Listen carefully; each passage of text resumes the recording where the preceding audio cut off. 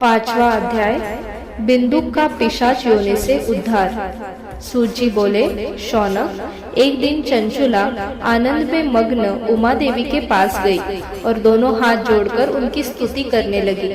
चंचुला बोली, हे गिरिराज नंदिनी स्कंद माता उमा, आप सभी मनुष्यों एवं देवताओं द्वारा पूज्य तथा समस्त सुखों को देने वाली है। आप शंभु प्रिया है, आप ही सगुणा और निर्गुणा है।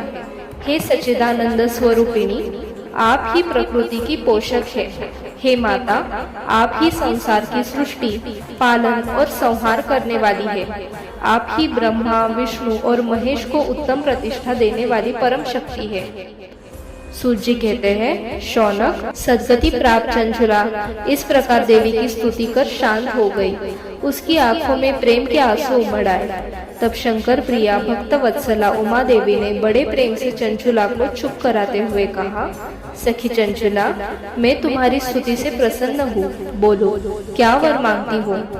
चंचुला बोली, हे गिरिराज कुमारी, मेरे पति बिंदुक इस समय कहाँ है? उनकी कैसी गति हुई है, मुझे बताइए और कुछ ऐसा उपाय कीजिए ताकि हम फिर से मिल सके। हे महादेवी, मेरे पति एक शूद्र जाति वेश्या के प्रति आसक्त थे और पाप में ही डूबे रहते थे। गिरिजा बोली, बेटी, तुम्हारा पति बिंदुक बड़ा पापी था। उसका अंत बड़ा भयानक हुआ।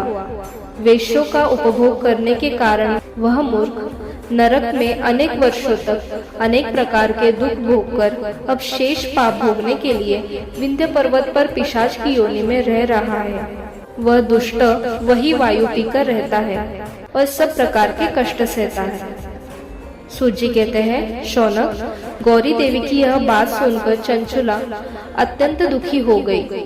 फिर मन को किसी तरह स्थिर करती हुई दुखी हृदय से माँ गौरी से उसने एक बार फिर पूछा, हे महादेवी, मुझ पर कृपा कीजिए और मेरे पापी पति का अब उद्धार कीजिए।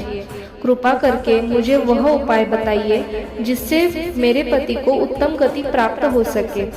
गौरी देवी ने कहा, यदि तुम्हारा पति बिंदुक शिव पुराण की पुण्यमयी उत्तम कथा सुने तो वह दुर्गति को पार करके उत्तम गति का भागी हो सकता है।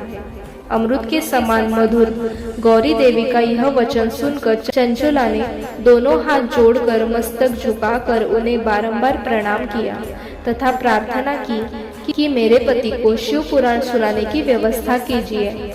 ब्राह्मण पत्नी चंचुला के बार बार प्रार्थना करने पर शिवप्रिया गौरी देवी ने भगवान शिव की महिमा का गान करने वाले गंधर्वराज तुम्बुरो को बुलाकर कहा, तुम्बुरो, तुम्हारी भगवान शिव में प्रीति है। तुम मेरे मन की सभी बात जानकर मेरे कार्यों को सिद्ध करते हो। तुम मेरी सखी के साथ विंध्य पर जाओ। वहाँ एक महाघोर और भयंकर पिशाच रहता है। पूर्व जन्म में वह पिशाच बिंदुक नामक ब्राह्मण मेरी इस सखी चंचुला का पति था। वह वेश्यागामी हो गया। उसने स्नान, संध्या आदि नित्य कर्म छोड़ दिए। क्रोध के कारण उसकी बुद्धि भ्रष्ट हो गई। दुर्जनों से उसकी मित्रता तथा सज्जनों से द्वेष बढ़ गया था। वह अस्त्र शस्त्र से हिंसा करता, लोगों को सताता और उनके घरों में आग लगा देता था। चांडालों से दोस्ती करता, वह रोज वेश्या के पास जाता था। पत्नी को त्याग कर दुष्ट लोगों से दोस्ती कर उन्हीं के संपर्क में रहता था। वह मृत्यु तक दुराचार में फंसा रहा। मृत्यु के बाद उसे पापियों के भोग स्थान यमपुर ले गया। वहाँ घोर नरकों को सहकर वह इस समय विंध्य पर्वत पर पिशाच बनकर रह रहा है और पापों का फल भोग रहा है।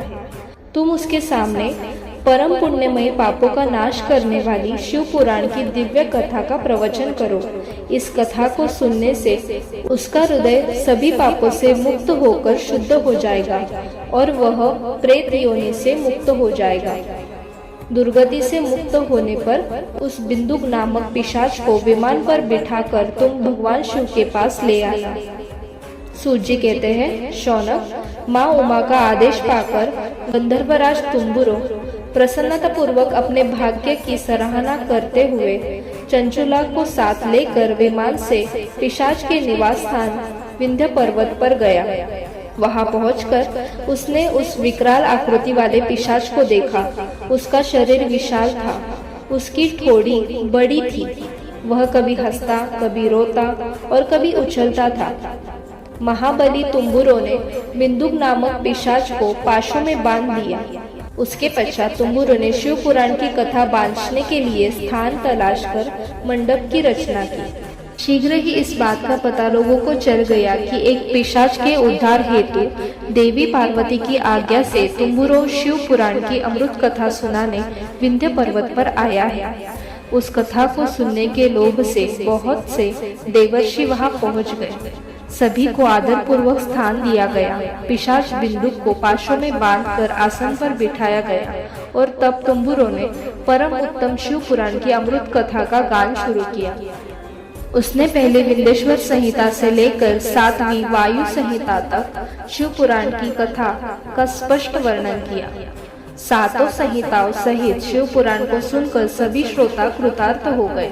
परम पुण्यमय शिव पुराण को सुनकर पिशाच सभी पापों से मुक्त हो गया और उसने पिशाच शरीर का त्याग कर दिया। शीघ्र ही उसका रूप दिव्य हो गया। उसका शरीर गौर वर्ण का हो गया। शरीर पर श्वेत वस्त्र एवं पुरुषों के आभूषण आ गए। इस प्रकार दिव्य देहधारी होकर बिंदुक अपनी पत्नी चंचुला के साथ स्वयं भी भगवान शिव का गुणगान करने लगा। उसे इस दिव्य रूप में देखकर सभी को बहुत आश्चर्य हुआ। उसका मन परम आनंद से परिपूर्ण हो गया। सभी भगवान महेश्वर के अद्भुत चरित्रों को सुनकर कृतार्थ हो उनका यशोगान करते हुए अपने अपने धाम चले गए। बिंदुक अपनी पत्नी चंचुला के साथ विमान में बैठकर शिवपुरी की ओर चल दिया।